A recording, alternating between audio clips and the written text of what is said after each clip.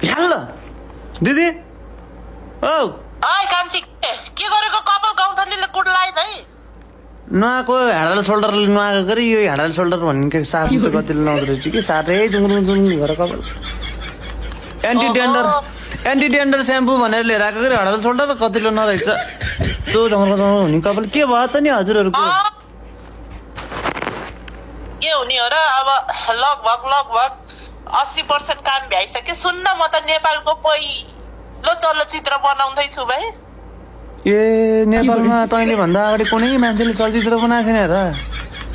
होइन मेरो त पुरै चलचित्र के माथिकोबाट डरनबाट खिच्ने हो के हो त्यस्तो चलचित्र त कसले बनाएको थियो त नि सुरुवातदेखि अन्तसम्म सबै डरनले नि खिच्न मिल्छ र एउटा छोरी डरन भन्ने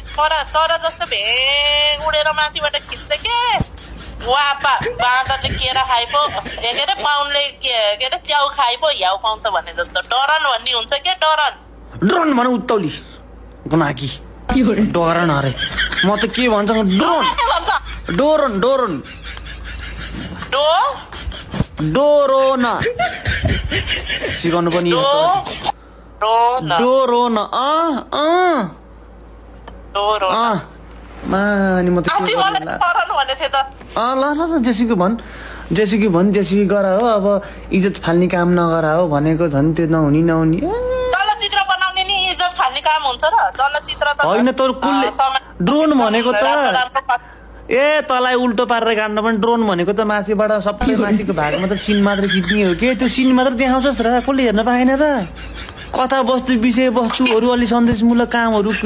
कुराहरू देखाउने हो फिल्म भनेको त फिल्मको फी थाहा छैन तँलाई चोथाले धेरै नबोल चोथाले डरनले माथिबाट खिचेपछि तल सिन मान्छे नहुने ठाउँमा पो सिरिन देखाउँछ मान्छे हुने ठाउँमा त मान्छे र सिरिन एकैचोटि देखाउँछ डरनले ओहो चोथाले तेरो थुतुनो चलाउन जानेछ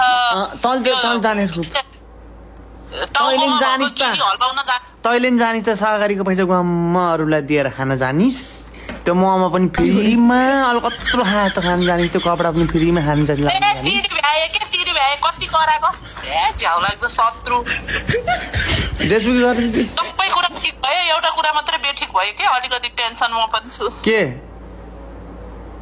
अब जीव त हल्लिँदै आथ्यो हेर्दा पनि त्यसको अनुहार त कति दुखियो कान्छु थुतुनो पनि यस्तो छुचुन्द्रो जस्तो एउटा ठाउँमा परेर बसेर गाएर गयो त्यो विष्णु माझी भन्नेलाई त त्यसको रन्टा पुराले आउनै दिएन त्यो त नदर बन्दमा खाने बिचरा बिमा कुमारी दुराजितलाई बोला के अब आइटम डान्स खाउन बोला आम्छे अमेरिकामा छैन के अमेरिकामा छ अरे पशुपति शर्मालाई ल्याइछ नि त केही भएन कि स्याउजाको